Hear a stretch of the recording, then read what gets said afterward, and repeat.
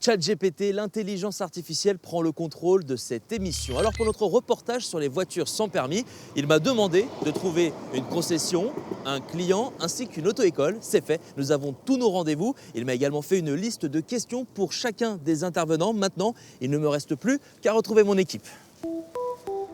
Et nous avons poussé le concept encore plus loin.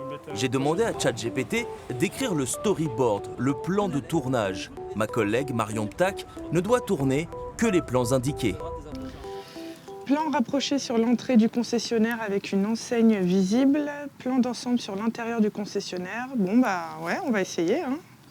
En prenant en compte le lieu et les métiers des intervenants, ChatGPT réalise son propre reportage télé.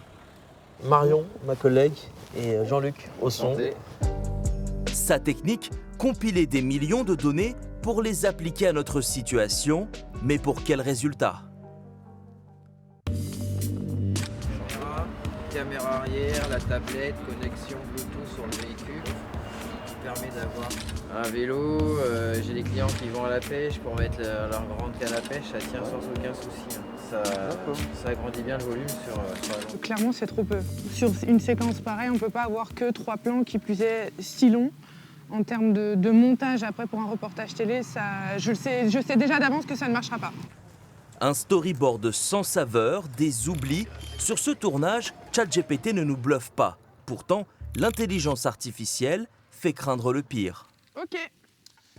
Allez, c'est bon pour nous. 2/3 des emplois dans le monde seraient impactés par le déploiement de l'intelligence artificielle dans la décennie à venir. 300 millions d'emplois disparaîtraient. Ces robots pourraient effectuer le quart de la charge de travail des Européens et des Américains.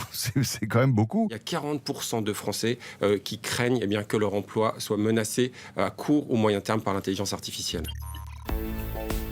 À l'image des métiers remplacés par la révolution industrielle, l'IA se pose comme un concurrent sérieux pour les jobs réservés aux cols blancs. Mais cette technologie n'effraie pas tout le monde. Mais donc tu pourrais aller jusqu'à 220 ? Je peux aller de 250. 250. En partenariat avec l'Université de Tours, Fabien Berger développe une batterie électrique maison qui se charge et se décharge lorsque l'énergie est la moins chère et la moins carbonée. Des données entièrement gérées par l'IA.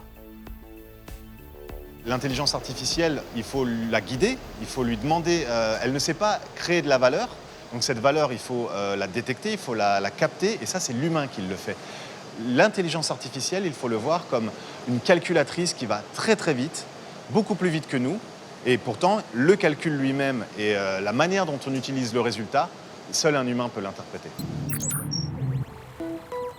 Si le marché du travail et l'intelligence artificielle doivent trouver un équilibre, de notre côté, nous avons fait le choix de lui donner les clés sur ce tournage. Plan rapproché du visage du moniteur qui sourit, montrant sa confiance en tant que conducteur expérimenté.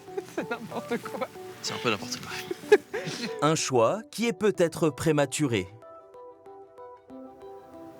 Et c'est sur ce dernier plan que se termine ce tournage réalisé grâce à l'aide de ChatGPT. Alors il y a beaucoup de choses à dire, beaucoup de frustration, que ce soit au niveau des questions et au niveau des images, mais on en parle dans le prochain épisode lors du montage.